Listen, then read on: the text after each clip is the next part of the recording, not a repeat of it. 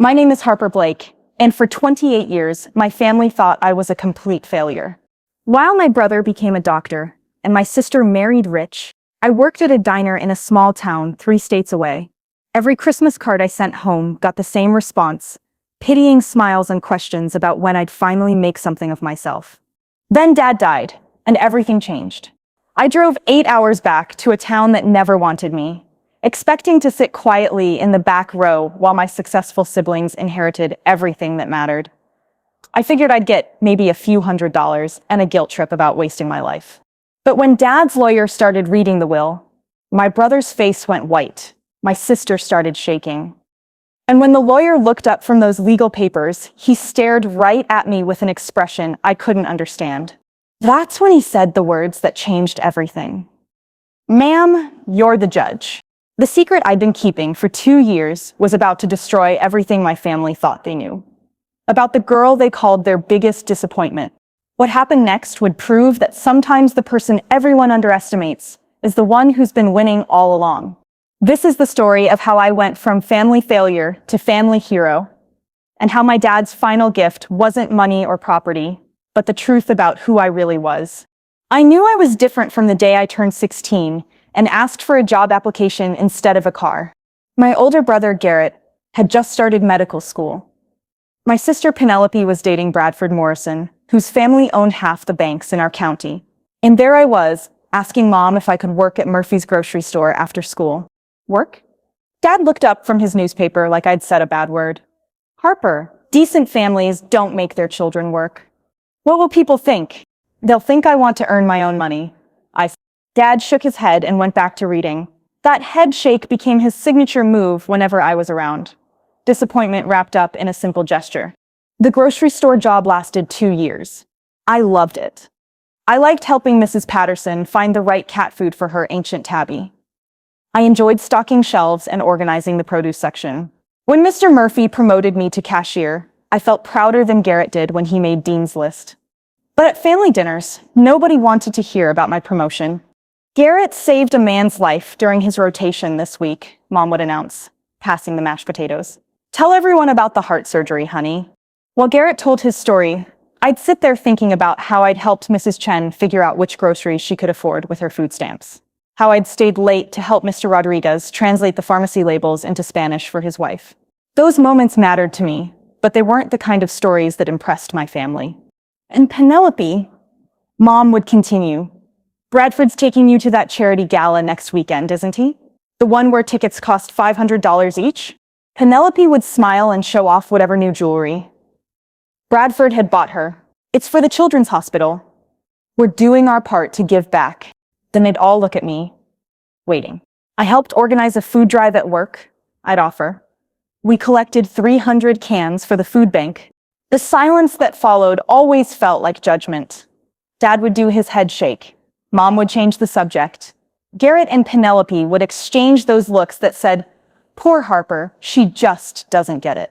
After high school, things got worse. Garrett was finishing medical school. Penelope married Bradford in a wedding that cost more than most people's houses. And I enrolled at Riverside Community College. "Community college?" Dad said it like it was a disease. "Harper, we have money. You could go to a real university." "This is a real school, Dad, and I can pay for it myself with my job." "That's exactly the problem. You shouldn't have to work. You should be focusing on your studies, joining sororities, meeting the right kind of people." But I didn't want to meet the right kind of people. I wanted to learn from Professor Martinez, who taught history while working 3 jobs to support his sick mother. I wanted to study with Sarah, who was raising 2 kids alone while getting her nursing degree. These were my kind of people. The ones who understood that success isn't handed to you. You have to build it yourself, one day at a time. My family didn't see it that way. At Garrett's medical school graduation, relatives I barely knew asked what I was doing with my life. When I said I was studying at Riverside, their faces would go blank. Then someone would quickly change the subject to Garrett's residency program or Penelope's new house. I felt invisible. Worse than invisible, I felt like a mistake. The breaking point came at Christmas dinner when I was 26. I'd been working full-time at the diner and taking night classes. I was exhausted, but proud. I just finished my associate degree, and I was planning to transfer to finish my bachelor's. So, Harper, Uncle Pete said over dessert, still flipping burgers? Everyone laughed. Even Mom smiled a little. I'm not just flipping burgers, I said quietly. I'm a shift supervisor now, and I graduated last month. Oh, that's nice, honey. Mom said in that voice people use when they're humoring a child. What's next? A 4-year degree at community college. More laughter. That's when Dad delivered the final blow. I don't know where I went wrong with you, Harper. Your brother saves lives. Your sister married well and does charity work. And you're still serving coffee to truckers. I looked around the table at my family. These people who were supposed to love me no matter what. But all I saw in their faces was pity, mixed with embarrassment. You didn't go wrong with me, I said, standing up. You just never bothered to see what went right. I left that night and never came back. 6 months later, I moved 3 states away to a little town where nobody knew my family's name or cared about their money. I got a job at Ruby's Diner, rented a tiny apartment above the hardware store, and started over. For the first time in my life, I felt free. 3 years passed in my new town, like pages in a good book. I worked at Ruby's Diner, where customers knew my name and actually cared how my day was going. Ruby herself was 68 years old, with silver hair and the biggest heart I'd ever known. She treated me like the daughter she never had. You're too smart to be stuck in this place forever, she'd tell me while we cleaned up after the dinner rush. Not that there's anything wrong with honest work, mind you, but you've got something special in you, Harper. I can see it. Ruby was the first person who ever said I had something special. Not something missing, not something wrong, but something special. I rented the apartment above Henderson's hardware store. It was small, just 1 bedroom, a tiny kitchen, and a living room with windows that looked out over Main Street. But it was mine. Nobody could shake their head at my choices or make me feel small with disappointed looks. I sent Christmas cards home every year. Short messages like "Hope everyone is well" and "Thinking of you during the holidays." Mom would send cards back with updates about Garrett's medical practice and Penelope's charity work. She never asked much about my life, and I stopped offering details. It was better that way. Safer. On Tuesday morning, March 15th, I was wiping down tables after the breakfast rush when my phone rang. Ruby's Diner was quiet, except for old Mr. Jameson reading his newspaper in the corner booth and the coffee maker gurgling in the background.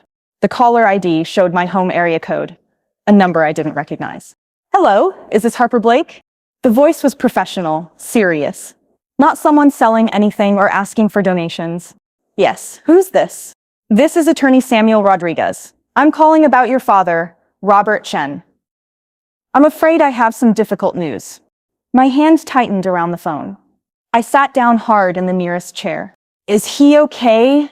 I whispered, though I already knew the answer from the lawyer's tone. I'm very sorry, Miss Chen. Your father passed away yesterday morning. He'd been battling cancer for several months. Cancer. Dad had cancer, and nobody told me. The diner seemed to spin around me. Mr. Jameson looked up from his newspaper with concern. Ruby came out from behind the counter, wiping her hands on her apron. I know this is a shock, Attorney Rodriguez continued gently. Your father asked me to contact you personally. There are some urgent legal matters we need to discuss regarding his estate. Would it be possible for you to come home for the reading of the will? Home? That word felt strange in my mouth, like speaking a foreign language I'd forgotten how to pronounce. When? I managed to ask. Friday afternoon, at 2 o'clock. I know it's short notice, but your father was very specific about the timing. He wanted everything handled quickly after his passing. Friday was 3 days away. 3 days to drive back to a place I'd sworn never to return to. Miss Chen? Are you still there? Yes, I'm here. I'll be there Friday. Good. My office is at 412 Oak Street, downtown. Do you need directions? No, I remember where that is. Right next to the bank where Bradford's family worked. Right in the heart of the town, where everyone would recognize me as the Chen daughter who ran away. After I hung up, Ruby sat down across from me. Honey, what's wrong? You look like you've seen a ghost. My father died, I said. The words felt unreal. I have to go home for the funeral and will reading. Ruby reached across the table and took my hands. Her fingers were warm and calloused from decades of hard work. How long since you've been back?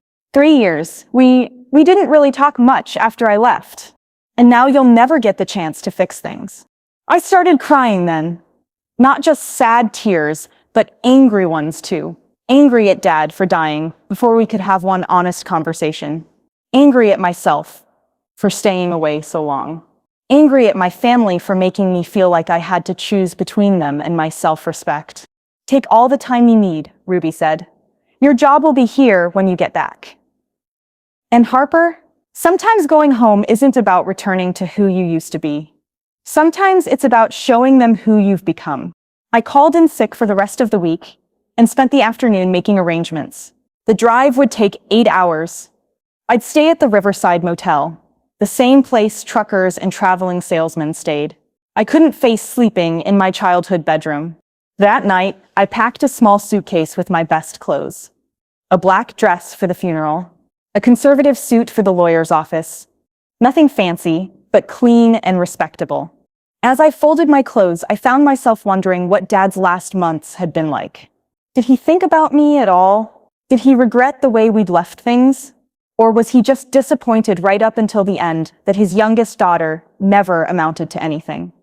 I guess I'd find out on Friday. The drive to my hometown felt like traveling backward through time. Every mile brought back memories I'd worked hard to forget.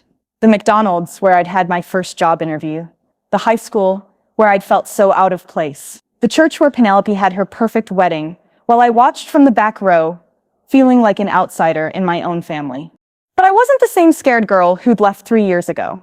I'd built something for myself in my new town. I'd earned respect through my own work, not through family connections or money. Maybe Ruby was right. Maybe this wasn't about going backward at all. Maybe it was time to show them exactly who Harper Blake had become. But when Garrett picked me up from the Riverside Motel Friday morning, I felt like that scared 16-year-old all over again. He looked exactly the same, perfectly styled hair, expensive suit that probably cost more than I made in a month, and that confident smile that used to make me feel invisible. His car was new, some kind of luxury sedan that smelled like leather and success. "Hey sis," he said, giving me a quick hug that felt more like a handshake. "Sorry about Dad." "Yeah, me too." We drove through town in uncomfortable silence. Everything looked smaller than I remembered, but also more polished. New storefronts had replaced the old ones I'd grown up with. Even the gas station where I'd bought candy as a kid had been turned into some fancy coffee shop. "Town's really grown," I said, trying to fill the silence. "Bradford's been investing in development projects," Garrett replied. "Good for property values." Of course Bradford was involved. Penelope's husband had his fingers in every profitable pie in town. "How's Mom handling everything?" I asked. Garrett's hands tightened on the steering wheel. "She's been better. Dad kept his cancer diagnosis pretty quiet. Most people didn't even know he was sick." "Did you know?" "Yeah, he told me about 6 months ago. Made me promise not to tell anyone else." Garrett glanced at me. He didn't want people treating him differently. I stared out the window at houses I used to know. Mrs. Patterson's house where I'd delivered groceries. The Martinez family's place where I'd tutored their kids in English. People who'd been kind to the grocery store girl. Who'd never made me feel like a disappointment. Did he ever ask about me? The question slipped out before I could stop it. Garrett was quiet for so long I thought he wasn't going to answer. Sometimes, he finally said, usually around holidays, he'd wonder if you were doing okay. But he never called. "You know Dad." Too proud to admit when he was wrong. We pulled into Mom's driveway. The house looked exactly the same. Perfect lawn, perfect flower beds, perfect white picket fence. Like a magazine picture of what a happy family home should look like. Mom must have been watching from the window because she opened the front door before we even got out of the car. She looked older, smaller somehow. Her hair had gone completely gray, and there were new lines around her eyes. When she saw me, she started crying. "Oh, Harper, you look so thin. Are you eating enough? And your hair, it's so much longer now. You look different." She hugged me tight, and for a moment I was 8 years old again, coming home from school with a scraped knee. "I'm fine, Mom. I'm sorry about Dad. He loved you, you know," she whispered in my ear. He just didn't know how to show it. Inside, the house smelled like casseroles and flowers. The dining room table was covered with dishes from neighbors: green bean casserole, potato salad, honey ham, chocolate cake.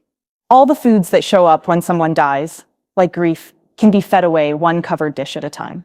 Penelope arrived an hour later with Bradford and their twin boys, Marcus and Miles. The boys were 7 now, all blonde hair and expensive clothes. They barely looked at me when Penelope introduced us. "Boys, this is your Aunt Harper. She's been living— Where are you living now?" "A little town called Cedar Falls," I said. "About 8 hours from here." "What do you do there?" Bradford asked in that polite voice people use when they're not really interested in the answer. "I work at a diner."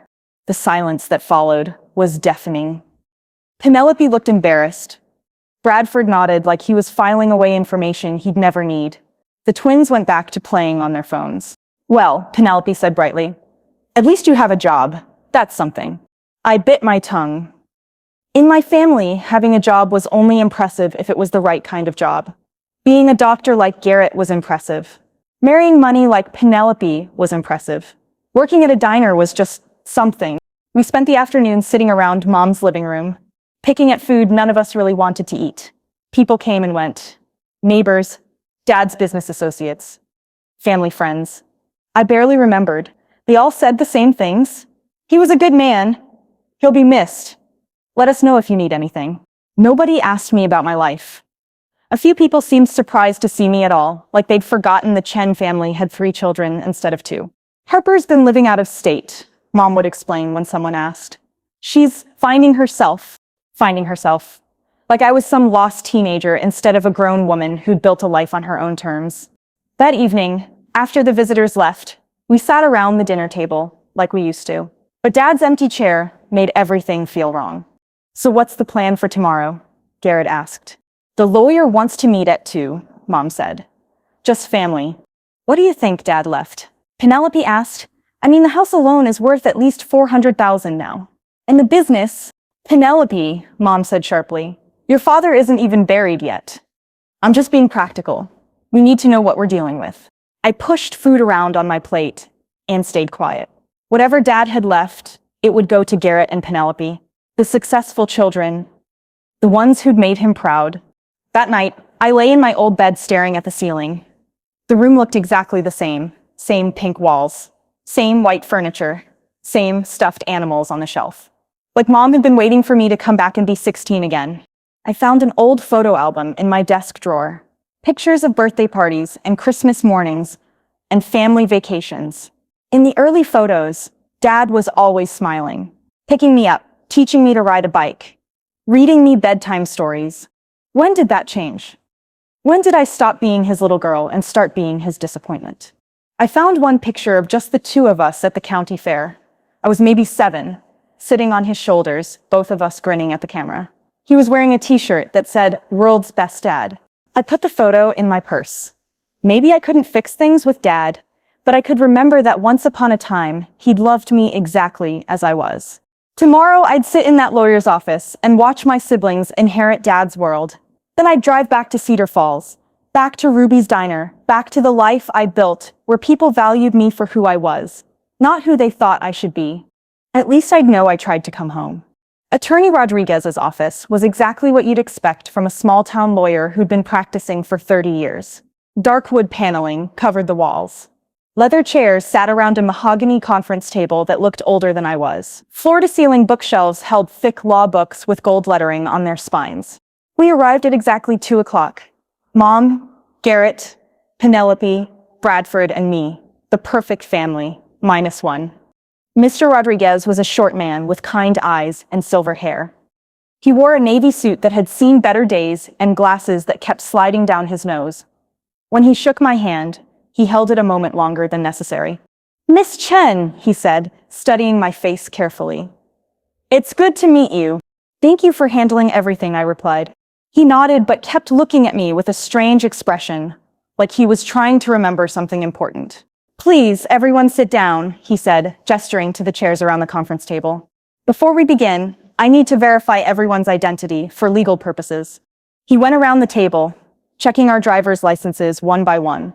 When he got to mine, he studied it for a long moment.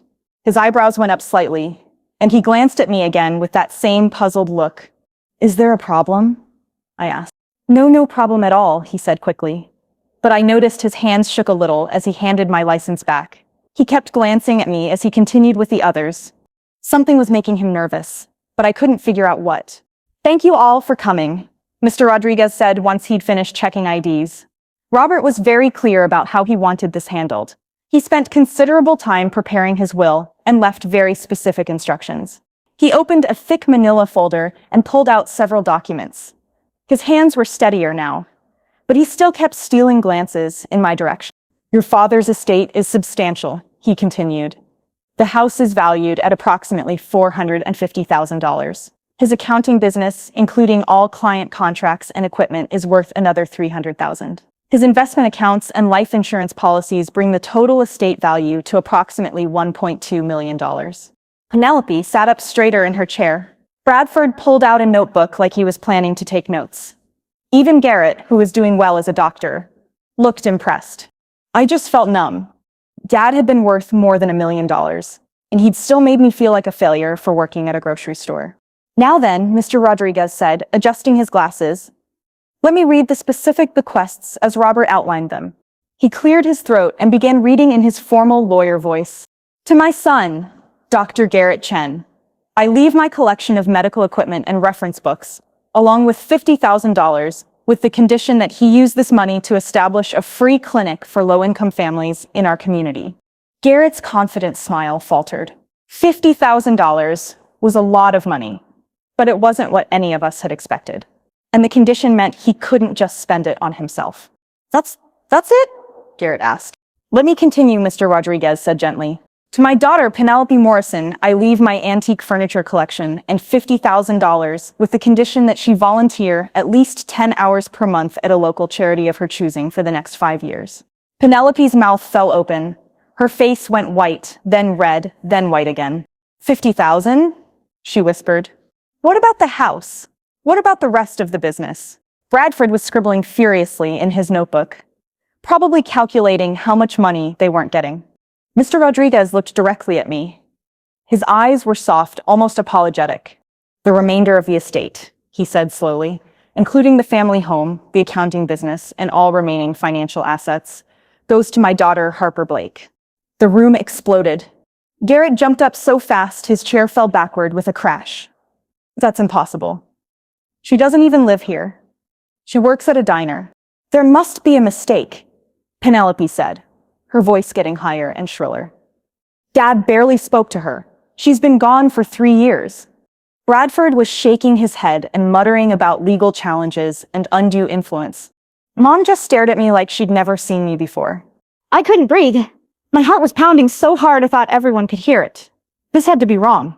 Dad would never leave me everything. He'd spent years making it clear that I was the disappointment, the failure, the black sheep. "I don't understand," I whispered. Mr. Rodriguez held up his hand for quiet. "Please, everyone, let me finish. There's more." "More?" Garrett's voice cracked. What more could there possibly be? The lawyer reached into his folder and pulled out a sealed envelope with my name written on it, in Dad's handwriting. "Your father left a personal letter for Harper," he said. "He asked me to read it aloud to the entire family." His hands were shaking again as he opened the envelope. I noticed he kept looking at me with that same strange expression, like he knew something the rest of us didn't. "Are you sure you want me to read this now?" he asked me gently. "It's quite personal." "Read it," I said, though my voice sounded like it was coming from someone else. Mr. Rodriguez unfolded the letter and cleared his throat. "My dear Harper," he began, reading Dad's words in a voice that got softer with each sentence. "If you're hearing this, then I'm gone, and it's time you knew the truth." The room went completely silent, except for the old clock on the wall ticking away the seconds. "You were never the failure I made you believe you were." The words hit me like a physical blow. I started crying before I could stop myself. Big, ugly tears that I'd been holding back for years. Mr. Rodriguez's voice grew gentler as he continued reading Dad's letter. "You were the strongest of my children, and I was too proud and too afraid to tell you. When you left home 3 years ago, I knew I had driven away the best part of myself." Garrett sat back down heavily. Penelope's anger seemed to drain away. replaced by something that looked like shock. After you moved away, Mr. Rodriguez read, I hired a private investigator to keep track of you, not to interfere in your life, but to make sure you were safe. What he told me about your life in Cedar Falls made me prouder than I had ever been of anyone. My hands were shaking. A private investigator? Dad had been watching me this whole time? You worked 3 jobs to put yourself through school while living in that tiny apartment. You sent money to your elderly neighbor, Mrs. Thompson, when her husband died, and she couldn't afford her medications. You tutored children at the community center every Saturday morning for free. How did he know about Mrs. Thompson? About the tutoring? I thought I'd been invisible in my new town. Just another waitress nobody noticed. You organized a winter coat drive that collected over 200 coats for homeless families. You stayed late at the diner every Christmas Eve to serve free meals to anyone who had nowhere else to go. Mr. Rodriguez paused to wipe his own eyes. When he continued, his voice was thick with emotion. You became the kind of person I always hoped you would be. Kind, generous, hardworking, and genuine. You became everything I failed to be as a father. The room was completely silent, except for my crying. Even Bradford had stopped scribbling in his notebook. I know I hurt you, Harper. I know I made you feel small and worthless when you were actually becoming something beautiful. I was so worried about what other people thought of our family that I couldn't see what really mattered. I couldn't see that you were already successful in all the ways that count. Mom reached over and took my hand. Her own eyes were filled with tears.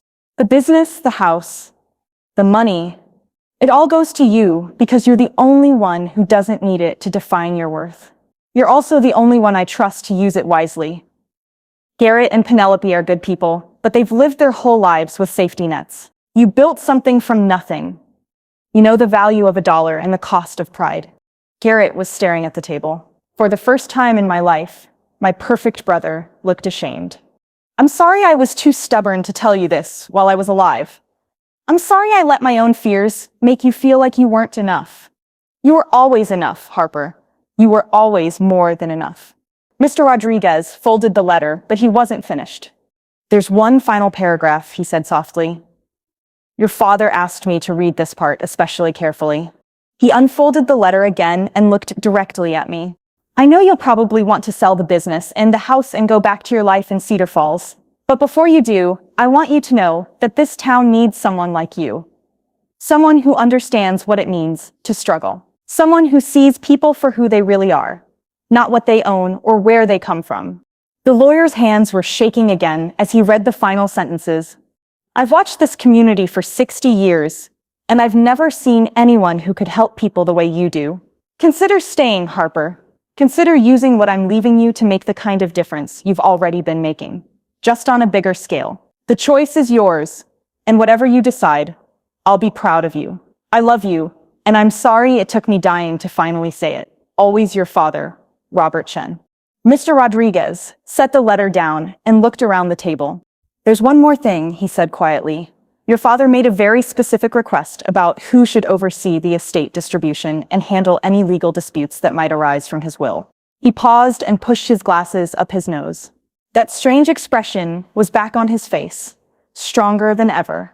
He requested that all legal matters be handled by the Honorable Judge M. Chen of the 5th District Court. The room went dead silent. Penelope frowned. Judge Chen? Who is that? Are we related to them? Mr. Rodriguez stood up slowly and looked directly at me. Recognition dawned in his eyes like sunrise. Ma'am, he said in a voice filled with amazement. You're the judge? Everything stopped. The clock on the wall. The sounds from the street outside. Even my own heartbeat seemed to pause. Garrett stared at me. What is he talking about? Penelope shook her head. That's impossible. Harper works at a diner. Mr. Rodriguez was still looking at me, waiting for an answer that would change everything. I took a deep breath and stood up. Yes, I said quietly, looking around the room at my family's shocked faces. I'm Judge Harper Blake of the 5th District Court. The silence that followed was so complete, I could hear my own heartbeat. Garrett's mouth fell open. That's impossible. You work at a diner. You told us you worked at a diner. I do work at a diner, I said, my voice getting stronger. I help out at Ruby's on weekends. She gave me a job when I had nothing. And I'm not ashamed of honest work. Penelope was shaking her head like she could make my words untrue. But you said you went to community college. You said you were flipping burgers. I did go to community college. I got my associate degree, then my bachelor's degree online while working at Ruby's. Then I went to law school at night, studying in the diner's back booth after my shifts ended. Mom's hand was pressed to her chest. Law school? When? How? It took me 6 years, I said, sitting back down but keeping my voice steady. I worked mornings at the diner, went to classes in the evening, and studied whenever I could find time.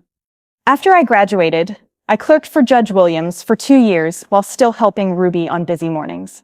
Mr. Rodriguez was nodding slowly. That's why your father chose me as his attorney. He knew I'd worked with you on several cases in family court. He knew I'd recognize you immediately. You knew, Garrett accused, pointing at the lawyer.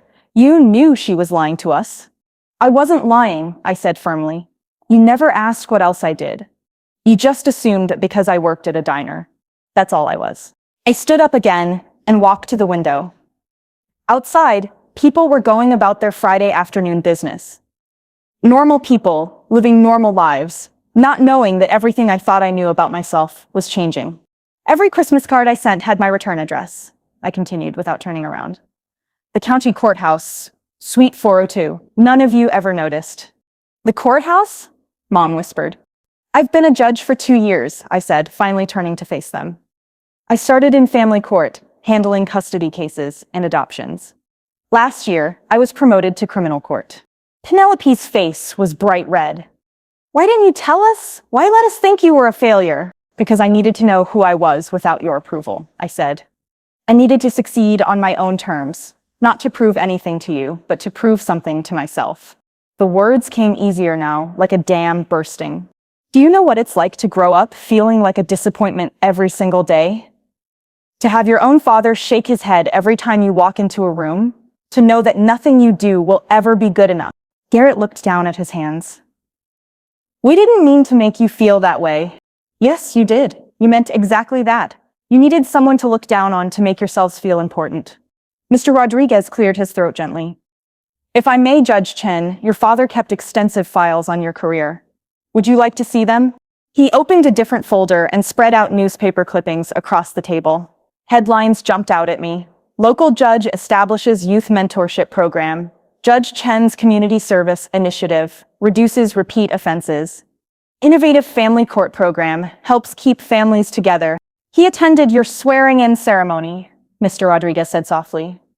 Sat in the back row so you wouldn't see him. He kept every article written about you.